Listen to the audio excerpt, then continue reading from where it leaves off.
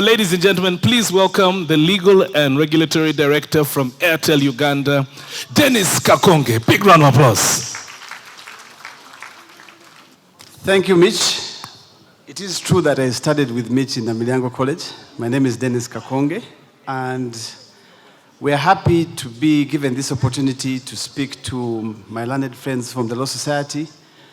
I will not go into protocol, but I will recognize members of government, members of the judiciary that are here. I'm here with colleagues of mine. I'm Mr. Amit Kapoor, who will join me at some point. He's the Chief Commercial Officer. Nishant is our Finance Director. I have some of my colleagues from the Legal Department, Hudson, Ronald, and we have a booth outside, so when we're done, please do not hesitate to engage us, interact with us, and ask any questions. So I'll go through the presentation, and I'll tell you a bit about Airtel.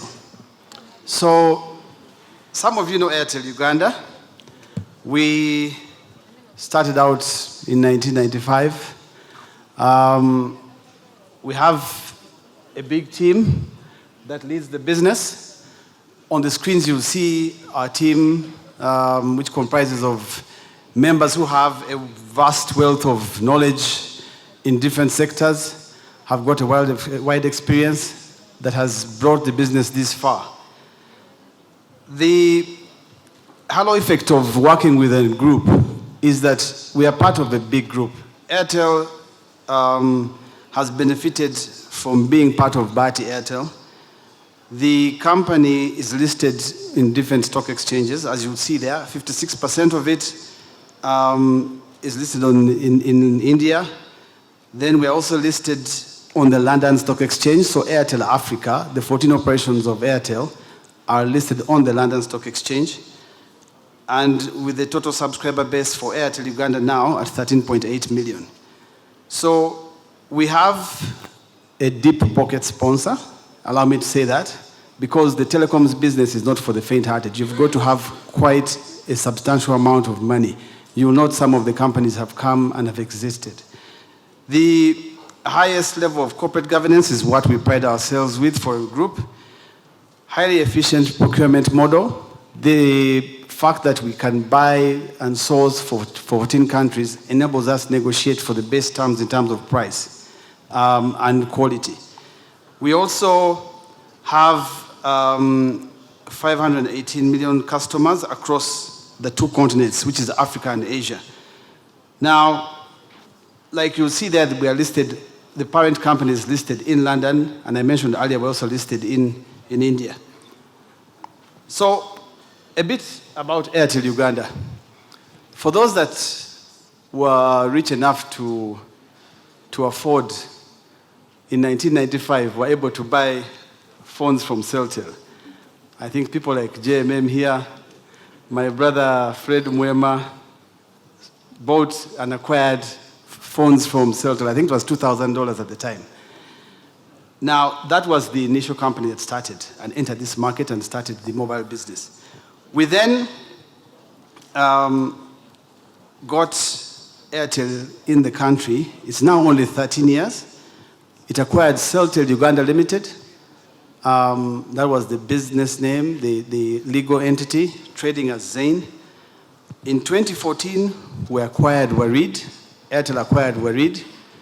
And also in 2014, rolled out over 300 sites, rolled out 3G. We have had partnerships, as you see there, with K2, and that was a partnership which was through a license agreement. Then we did 100% 4G for all the sites that we have in the country. 4G technology is available on each and every site that we have in the country from 2019, and for a long time we have been leading in that space. Then more recently, we'll share that in 2021 we separated the Airtel Money business from Airtel Uganda. One, for two reasons. It was a strategic plan of the business, registered a company in 2011, separate the Airtel Money business.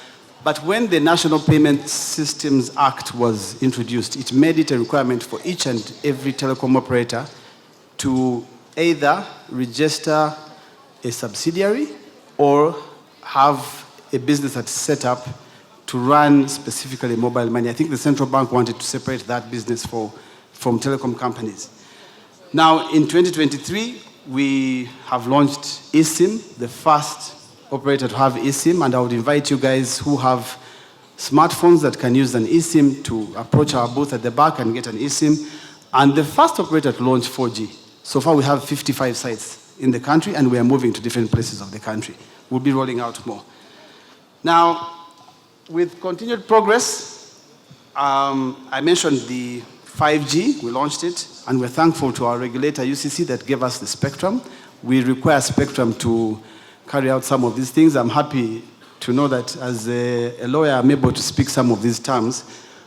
We got spectrum in the 800 band, 10 megahertz. We also got the 35 megahertz band, 100 megahertz, and also the E-band. We continue to roll out sites in order to serve our customers. We have an obligation from the regulator to cover 90% of the geographical coverage of this country in accordance with our license. We got a license for 20 years, and so that in the next 5 years, from 2020, I mean by 2025, we should have covered 90% of the geographical area. So from the farthest tip of the country, you should be able to get services. Now, 40% growth of our active subscriber base. We have 14.3 million customers as of December 2022. Revenue has grown by 8.3%. We continue to have growth in dividends paid to our shareholder of 4.1%. And we have been recognized as the most admired telecom brand in Uganda in 2022.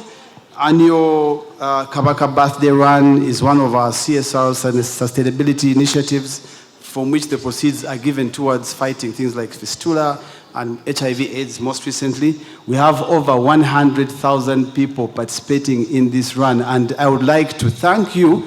It's the biggest fun run in the world, and it's growing. You won't believe that. So we would like to thank you for participating in this and giving back to the community. So Airtel Uganda launched VoLTE in readiness for 5G. We have a suite of products which we'd be keen to talk to you about in the different fields.